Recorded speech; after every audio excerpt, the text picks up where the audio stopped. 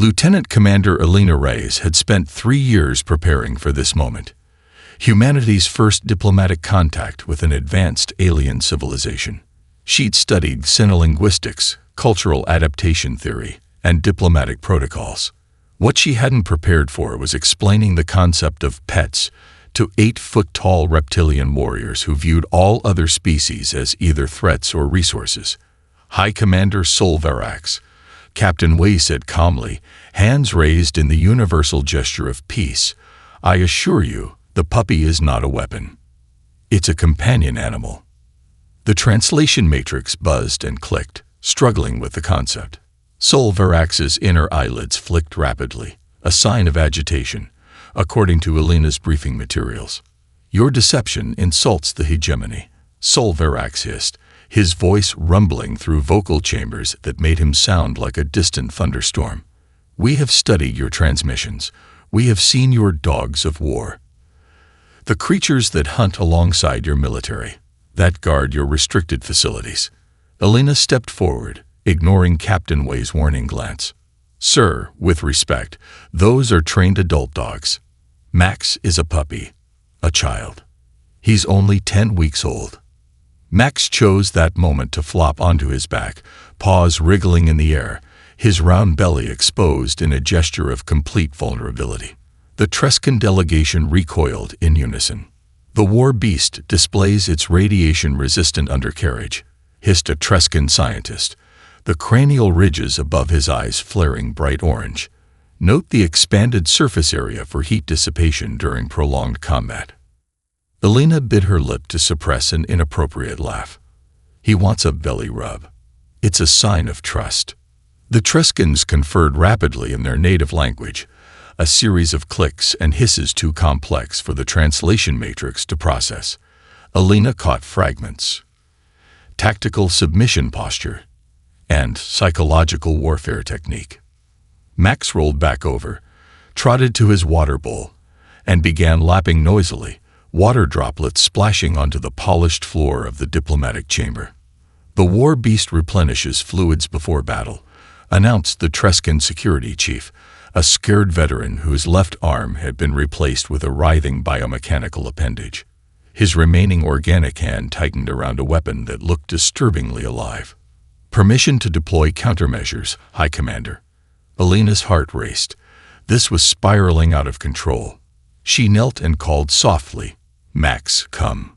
The puppy bounded toward her, stubby legs carrying him in an eager gallop across the chamber. Several Trescans raised their weapons. "Hailed," Sol Verax commanded, but Max was already beside Alina, tail whipping back and forth with excitement, pink tongue lolling. "See," Alina said, gently stroking Max's soft golden fur. "He's just happy to be included." The Trescan scientist stepped closer, instruments extending from his ceremonial armor to scan Max. "Impossible. Our intelligence indicated Earth canines are apex predators, with killing capacity exceeding our most advanced hunter drones." He gestured to the view screen, where footage played of German shepherds taking down armed assailants, wolves hunting in coordinated packs, and historical reenactments of war dogs in ancient battles. "Those are adults, trained for specific purposes," Alina explained. "Most dogs on Earth are companions, not weapons." Sol Verax's eyes narrowed to vertical slits. "Then why bring this infant predator to a diplomatic summit?" Captain Wei interjected smoothly. "On Earth, companion animals often reduce stress during tense negotiations. We meant it as a gesture of goodwill." A deafening alarm suddenly blared throughout the chamber. Max yelped in surprise, darting beneath a console. The Trescan security officers formed a protective circle around Sol Verax. "Reinforcements detected approaching Pathfinder," announced the Trescan communications officer. "The humans have summoned their battle fleet." "No," Captain Wei protested. "We've sent no such signal." Alina realized with horror that Max had accidentally stepped on the emergency beacon panel when he retreated from the alarm. The situation had just escalated from diplomatic misunderstanding to potential interstellar war. all because of a puppy's paw. Elena paced the 6 steps across her containment cell for the 100th time. Through the energy barrier, she could see Max in his specialized containment unit, designed to hold unknown alien biological samples. The puppy had exhausted himself trying to dig through the undiggable floor and now slept in a tight golden ball, occasional dream whimpers escaping his muzzle. Your war beast appears to be running battle simulations while in standby mode, observed Kextra, the junior Trescan scientist assigned to study them. Unlike the other Trescans, her scales held a bluish tint, and her movements seemed less rigid, more fluid. He's dreaming about chasing squirrels, most likely, Elena said. Not everything is about war. Kextra's head tilted at an angle that reminded Elena uncomfortably of Max. Yet your species named them canines after your word for teeth. Your historical records show 15,000 cycles of selective breeding for enhanced capabilities. Enhanced capabilities like herding sheep, retrieving game, or simply providing companionship, Elena countered. Sure, some were bred as war dogs, but most were working partners or partners. Kextra repeated, the translation matrix struggling with the concept. You consider a non-sentient species your equals. Before Elena could answer, Captain Wei appeared at the corridor junction, flanked by Solverax and 2 guards. The Trescan commander's scales had darkened, a sign of either aggression or extreme stress. Elena couldn't remember which. The High Command has reviewed our sensor logs, Wei said grimly. The beacon Max triggered doesn't summon reinforcements, but it does transmit our coordinates on an emergency channel. Any Earth vessel within 3 light years would automatically divert to investigate, and 3 Earth vessels are now on approach, Solverax added, including one designated UEF Horizon, which our intelligence identifies as carrying extinction-class weaponry. Elena winced. The Horizon was a science vessel studying extinctions. The Trescans had clearly intercepted and catastrophically misinterpreted routine mission briefings. Sub-Commander Drex believes we have 12 hours before your fleet arrives, presumably to deploy the war beasts en masse. Solverax's inner eyelids flicked rapidly. He recommends immediate withdrawal and sterilization protocols. Elena felt ice in her veins. Sterilization. Standard procedure when encountering a biohazard of unknown scope, Kextra explained clinically. A targeted solar flare directed at your planet's magnetosphere would.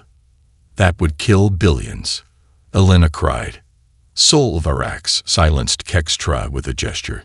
The motion was rejected. For now. I have proposed an alternative. Captain Wei nodded grimly. They want proof that dogs are companions, not weapons. They want to observe Max in a natural setting with you, aboard their vessel. A controlled study of the war beast's behaviors, Solverax clarified. If your claims are true, we might avoid unnecessary conflict. Elena glanced at Max, who had awakened and now sat alert, his tail sweeping the floor as if sensing the gravity of what was being discussed. And if I refuse? Then I cannot overrule Sub-Commander Drex a second time, Solverax said quietly.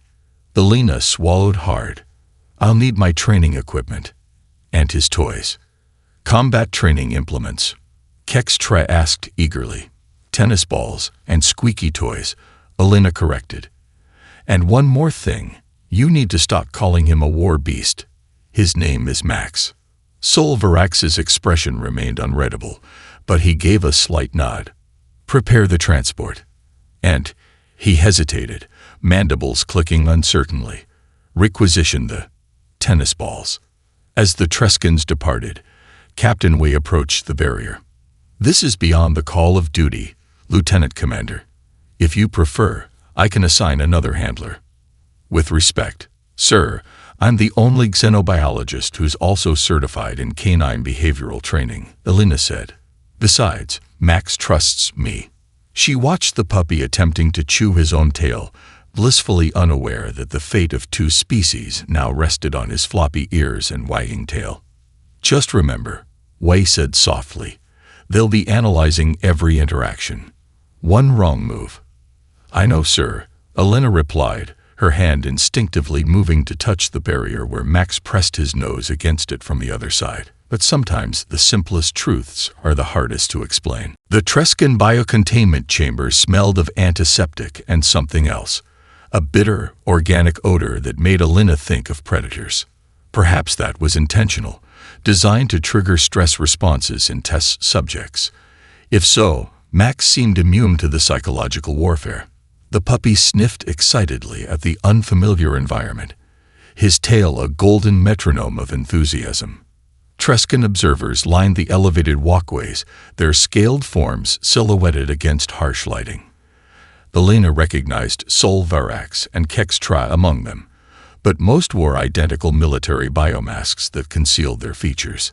The chamber itself was a perfect hemisphere 40 meters across, its curved walls embedded with sensors, weapon ports, and what Alina suspected were emergency sterilization nozzles. "Begin demonstration sequence." Sol Varax's voice boomed through hidden speakers. Alina took a deep breath and removed Max's leash. "Max, heel." The puppy bounded to her side, slightly crooked but recognizable as the commanded position. A murmur rippled through the Trescan observers. The war beast maintains proximity to its handler for protection during initial target acquisition, one scientist commented. "Max, sit." The puppy complied, lowering his hindquarters while looking up adoringly at Alina. "Max, down." He flopped onto his belly. "Max, roll over." He wiggled onto his back, paws batting the air playfully. Observe the display of submission from handler to beast, establishing dominance through ritualized prostration. Another Trescan noted. Fascinating psychological technique. Alina suppressed her frustration. These are basic obedience commands. They demonstrate the dog's willingness to work with humans, not weapons training. Kextra leaned forward. Yet your historical documents show these same commands used in military applications. Because they build a foundation of trust and communication, Alina explained, reaching into her bag. "Let me show you something." She retrieved a rubber ball. Max's attention instantly locked onto it, his entire body quivering with anticipation. "This is a toy, not a weapon," Alina said clearly, then tossed it across the chamber. "Max, fetch." The puppy exploded into motion, racing after the bouncing ball with single-minded determination, sliding comically as he overcorrected on the smooth floor. He snatched the ball in his mouth and pranced back to Alina, dropping it at her feet with a proud expression. Silence fell over the observation deck. "The retrieval efficiency exceeds our combat drones by 17.3%, a Trescan finally commented. "And it returned without requiring navigational commands." "He did it because it's fun," Alina said, rewarding Max with a treat and an ear scratch. "Play is how puppies learn and bond with their social group." "Bond." Sol Varax's voice carried new interest. "You claim a chemical pair bonding process exists between your species." Before Alina could respond, a violent tremor shook the chamber. Warning lights bathed everything in pulsing red. Max yelped in alarm, pressing against Alina's legs. "Multiple hull breaches detected," announced an automated system. "Unknown vessels engage. Boarding action in progress." Sol Varax barked orders as weapon ports cycled open around the chamber. "Secure the human and the war beast." "They're not our ships," Alina shouted over the rising alarms. A deafening explosion rocked the outer corridor. The chamber's massive doors began to cycle closed automatically, but not before Alina glimpsed scaled figures, similar to Trescans but leaner, with elongated skulls and cybernetic enhancements. "Korvaxi raiders," Kextra gasped, racing down to the chamber floor. "They target isolated diplomatic vessels. They must have detected our meeting and—" Another explosion, closer. The lights flickered, plunging the chamber into darkness for 3 terrifying seconds before emergency lighting engaged. When visibility returned, Alina realized 2 things simultaneously. The containment field separating them from the observation deck had failed, and Max was gone. "No," she cried, spotting a golden flash disappearing through a maintenance duct that had opened during a power fluctuation. The duct led deeper into the Trescan vessel, away from the safety of the containment chamber and toward whatever combat was unfolding aboard. Kextra stared at the duct, then at Alina. "Your war beast is escaping." "He's not escaping," Alina said, unslinging her emergency pack. "He's scared. And now I have to find him before your security forces shoot him, or before your ship's sterilization protocols activate." Sul Varax landed beside them with surprising grace for his size. "The Korvaxi will kill it on sight. They collect biological specimens." His inner eyelids flicked rapidly. "You care for this creature. Is this normal for humans?" "Completely," Alina replied, checking the charge on her emergency beacon. "Now are you going to help me find my puppy, or do I need to do it myself?" The maintenance tunnels of the Trescan vessel resembled an organic circulatory system, more than human engineering. Tubular passages with ribbed walls that pulsed with bioluminescent fluid. Alina's tracking device showed Max's microchip signal moving deeper into the ship's central sections. "The transport vital areas are compromised," Sol Varax growled, his massive form barely fitting through passages designed for maintenance drones. "Atmospheric processing, nutrition production, food storage," Kextra translated. "If your Max has entered those areas." A distant burst of weapons fire interrupted her. Sol Varax raised a clawed hand for silence, then activated a biotechnological implant embedded in his wrist. A three-dimensional projection appeared, showing the ship's layout with moving indicators for Trescan defenders, boarding Korvaxi, and, Alina noted with relief, a small green dot representing Max. "The war, the puppy is approaching Junction Node 7. Sol Varax said, "where the skitter infestation is most concentrated." Alina frowned. "You mentioned skitters before. What exactly are they?" Kextra's scales flushed a deeper blue. "Embarrassment," Alina guessed. "Parasitic organisms we accidentally transported from the Myrex system. They consume organic components of our biotech systems, reproduce exponentially, and have proven resistant to our purge protocols." "They are vermin," Sol Varax added distastefully. "Beneath the dignity of warriors to hunt, yet damaging enough to cripple our vessels over time." A new alarm echoed through the tunnels, its pitch different from the battle alerts. Sol Varax's head snapped up, inner eyelids retracting fully, a sign of genuine shock. "Integrity breach in primary food storage. All security units converge." They increased their pace, emerging from the maintenance tunnels into a broader corridor. The scene before them stopped Alina cold. 3 Korvaxi raiders lay dead, their cybernetically enhanced bodies twitching with residual neural impulses, but they hadn't been killed by Trescan defenders. The wounds were all tiny, concentrated at vulnerable joint sections where armor didn't cover. Kextra knelt, examining the wounds. Skitters. Hundreds of them. Coordinated somehow. This is unprecedented behavior. Sul Varax stepped over the bodies, weapon raised. "The storage chamber is ahead. Your tracking device." Alina checked the signal. Max is inside, moving rapidly in circular patterns. He's chasing something. The massive doors to the storage chamber had been partially forced open by the Korvaxi, judging from the scorched control panel. Sol Varax wedged his powerful frame into the gap, forcing it wider for Alina and Kextra to slip through. The chamber beyond was cavernous, filled with towering vats of protein cultures and suspended hydroponic systems. And in the center, a golden blur of motion. Max, running in joyous circles, sending waves of small, rat-like creatures scattering in panic. "Skitters," Kextra whispered. "Hundreds of them. But they're retreating. They never retreat." Sul Varax watched in evident confusion as Max pounced playfully, catching a skitter in his mouth, then releasing it unharmed to scurry away. "Your war beast doesn't kill his prey. He's planning," Alina explained, relief washing over her.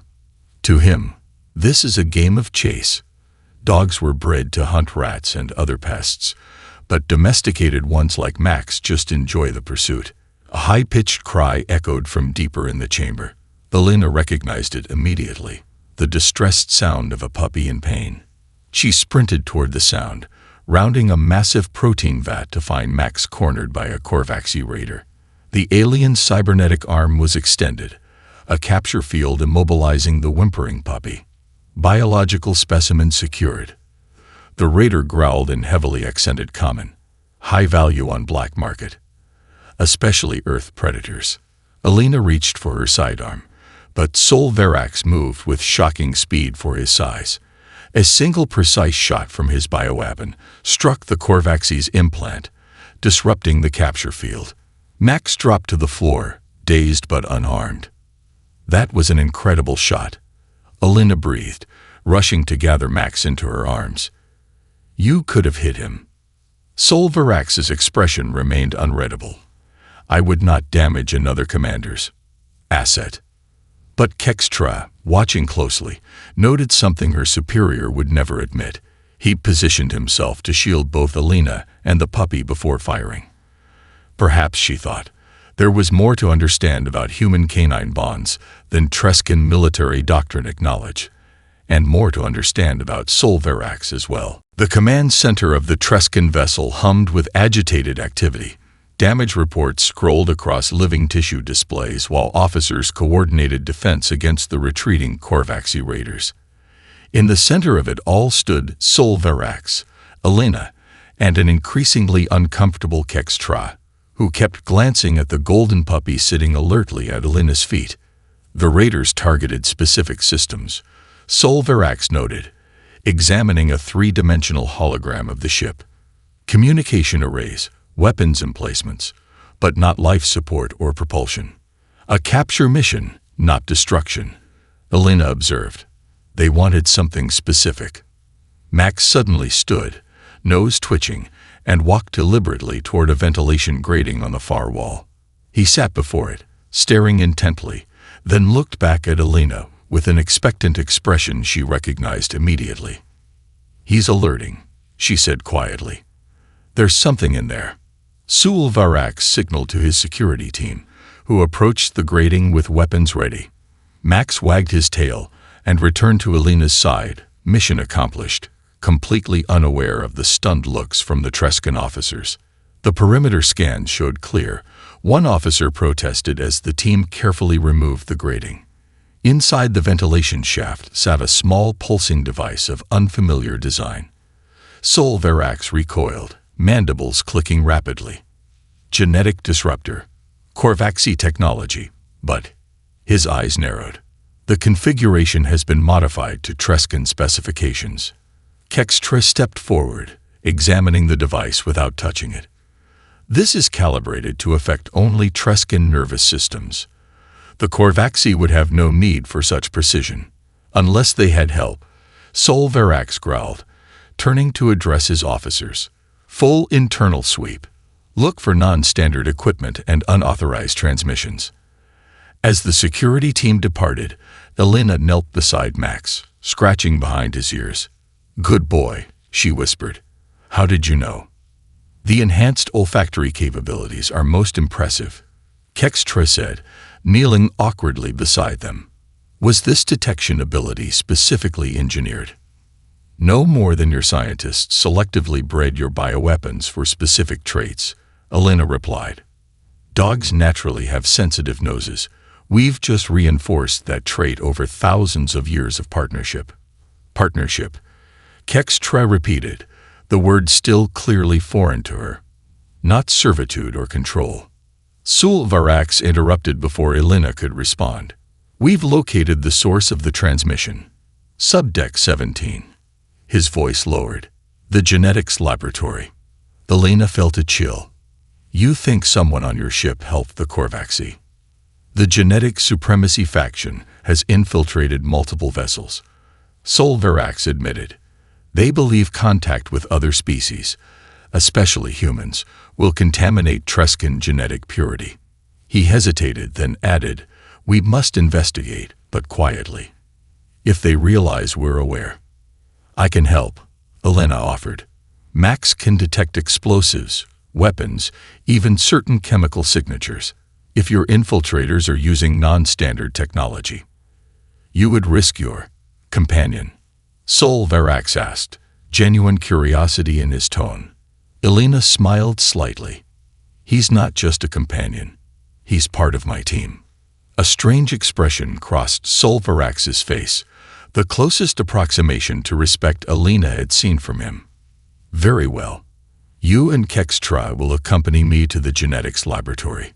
The Max will assist in detection. As they prepared to depart, Kextra approached Elena privately. The commander has never allowed a non-Trescan into secure areas.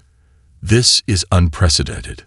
Because he's starting to understand what Max represents, Elena replied. Not a weapon, but something your culture doesn't have, a different species that works with us by choice.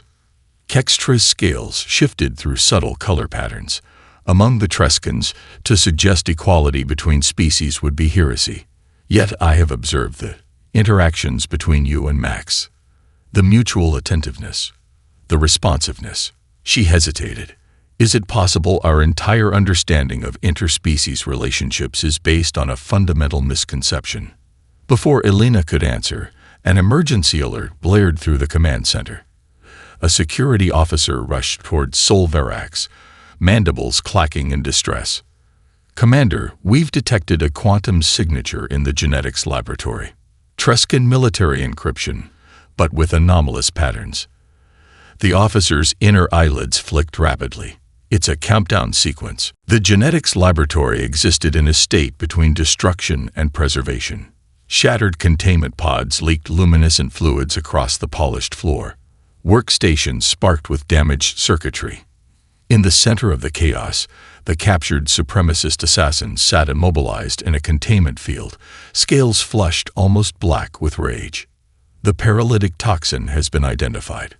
The Trescan medical officer reported, examining the analysis of the substance that had incapacitated Kextra, a modified variant of our own military-grade neurotoxin, designed to bypass standard detection protocols. Elena barely heard him, her attention divided between Kextra's vital signs on the medical display and Max, who lay curled beside the biobed, despite his own wound. The laceration across his side had been sealed with a Trescan healing compound that glowed faintly blue against his golden fur. The toxin degradation rate is accelerating, the medical officer continued, mandibles clicking in frustration. Standard treatment protocols are ineffective. Sol Verax's inner eyelids flicked rapidly. Estimated time to systemic failure. 4 hours, possibly less. Elena stroked Max's head absently, her mind racing through xenobiology training. The toxin targets Trescan neural pathways, correct? What about using a synthetic immune response to create antibodies? Impossible without access to the main medical bay, the officer replied. The Corvaxi damaged the primary synthesis chambers. Sol Verax turned to the captive assassin. Give us the antidote, and your execution will be painless. The supremacist's mandibles clicked in what Elena recognized as laughter. You protect the human and its beast, while our genetic legacy deteriorates. The contamination has already begun. Max whimpered softly, nudging Kextra's limp hand with his nose. The supremacist watched with evident disgust. See how it senses weakness. Predators always identify the vulnerable first. Elena had been watching Max's behavior with growing awareness. That's not predatory interest. That's concern. She turned to Sol Verax. I need access to your portable medical scanners and whatever synthesizers you have functional. What are you planning? Sol Verax demanded. Something unorthodox, Elena admitted. But I've studied comparative xenobiology. There's a principle called cross-species immunity that might work. 20 minutes later, Elena carefully loaded a synthesized compound into an injector. This is a hybrid antibody derived from canine immune response proteins modified to recognize Trescan neural markers. The medical officer recoiled. You're suggesting injecting non-Trescan biological material into a scientist of the hegemony. I'm suggesting using the one immune system on this ship that might recognize the toxin as foreign and neutralize it, Alina countered. Max's blood contains antibodies evolved over millennia to neutralize a wide range of toxins. I've modified them to work with Trescan physiology. This is exactly what the supremacists fear, Sol Varax said quietly. Genetic contamination. Alina met his gaze steadily. This is exactly what they don't understand. Different species working together, complementing each other's strengths. Max can't build starships, and you can't track scents across 12 different surfaces. But together. Sol Varax studied Max, who remained vigilantly positioned beside Kextra despite his own discomfort. The commander's decision seemed to form in the subtle shift of his scales. Proceed. The minutes after the injection stretched painfully. Sol Varax dismissed the horrified medical officer, remaining alone with Alina and the two patients. Finally, Kextra's breathing patterns changed, deepening, strengthening. Her eyes opened gradually, inner eyelids adjusting to the light. The toxin. Neutralized, Alina said with relief, with help from an unexpected source. Kextra turned her head slightly, finding Max still positioned protectively beside her biobed. She slowly, hesitantly extended a clawed hand. Max, without prompting, placed his paw in her palm. I don't understand, she whispered. There is no biological imperative for it to protect a member of another species. Him, Alina corrected gently. Not it. And sometimes understanding goes beyond biology. Sol Varax watched the interaction with an unreadable expression. The supremacist has revealed more information. Their operation extends beyond this ship. They've infiltrated the diplomatic corps, and they've managed to access the prototype bioweapons facility in the Nextall system. What does that mean? Alina asked, sudden dread settling in her stomach. It means, Sol Varax said grimly, they now have the capability to target specific genetic signatures across vast distances, including human DNA. The emergency council chamber aboard the Trescan flagship pulsed with tension. Holographic displays showed the bioweapon facility in the Nextall system, a sprawling complex built into an asteroid's core. Nearby, a specialized transmission vessel prepared to broadcast the genetic targeting sequence toward Earth. The phase jump drive represents our only option, Sol Varax concluded, addressing the gathered officers. Standard propulsion would require 17 cycles to reach Nextall. The drive remains untested on vessels of this size, objected Sub-Commander Drex, his scared face contorted with suspicion. And you propose this based on the word of a captured extremist and the human. Alina stood beside Kextra, aware of the hostile glances from traditionalist officers. Max sat quietly at her feet, seemingly oblivious to the fact that the fate of his entire species hung in the balance. The supremacists' information has been verified through 3 independent intelligence sources, Sol Varax replied. And the human saved scientist Kextra, using methods our own medical team deemed impossible. Kextra stepped forward, her movements still stiff from the lingering effects of the toxin. I have completed my analysis of the human-canine neurological bonding patterns. She activated a holographic display showing brain-wave patterns from both Alina and Max, synchronized in subtle but unmistakable ways. The data suggests a form of co-evolution beyond anything in Trescan scientific understanding.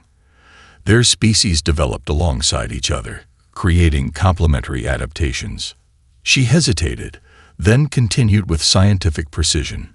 In technical terms, they became better together than either could be alone. Murmurs rippled through the assembled officers. Sol Varax silenced them with a gesture. The phase jump carries significant risk, he acknowledged.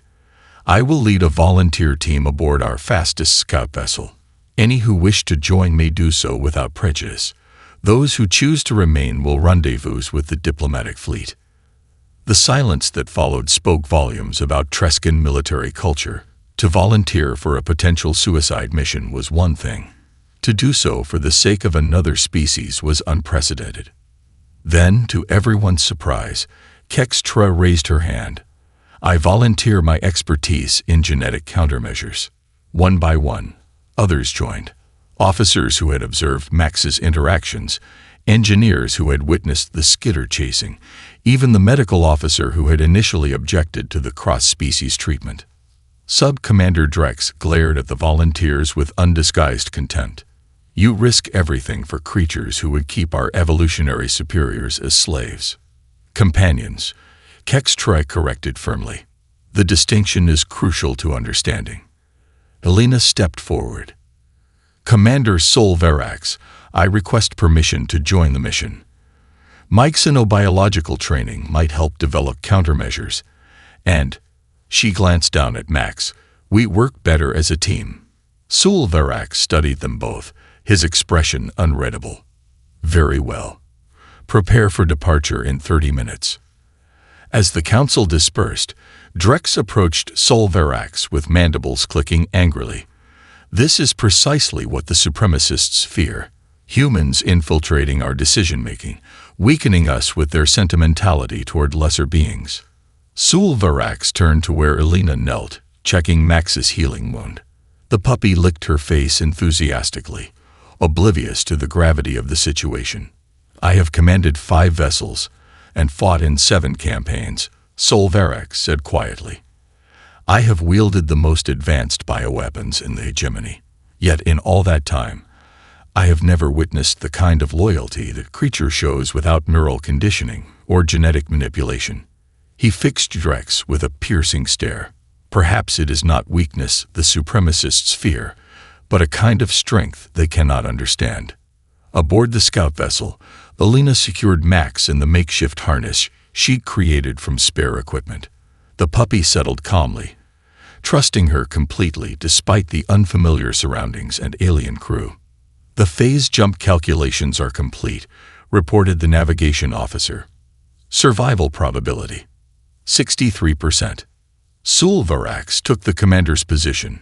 For the hegemony, he announced formally, then added something unprecedented in Trescan military protocol. And for Earth. The stars outside the viewscreen stretched impossibly as reality itself bent around them.